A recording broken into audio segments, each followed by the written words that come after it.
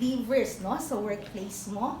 Napakasarap ng feeling kasi yung strength ba na yung conversation ninyo, merong halong phrases, merong halong yung pag mag-pray, mag-pour out kayo, yung walang yung inhibition ba? Makapagsabi ka talaga, tapos merong mga encouragement, ganyan. Tapos makikita mo yung mga buhay nila na isinasalamin nila yung mga turo ng Panginoon, no, kung paano ganito. Tapos hindi lamang sa mga action, kundi sa mga salita, ganyan. Mai-encourage ka kung paano nagtatrabaho talaga ang mga anak ng Diyos. At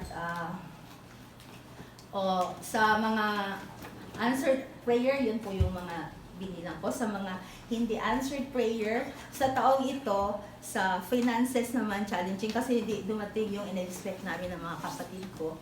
Pero God is faithful, no? He is our great provider. Na tapat-tapat lang talaga yung sinasahod, hindi naman siya nagkulang at hindi naman siya sumobra.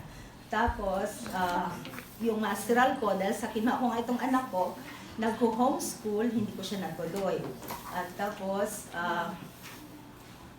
yung mga in-expect na antidap hindi naman dumating pa. So, ito yung mga delays at meron yung mga madaming yes, no? And praise and glory and honor to God alone, no? Kasi He works wonders sa buhay natin talaga. Yung araw-araw natin na luhod, dasal sa Kanya, tapos yung desire natin, no? Kasi ang personality natin, hindi natin pwedeng i-copy, no? Kung ano tayo, doon tayo dapat magpagamit sa Panginoon.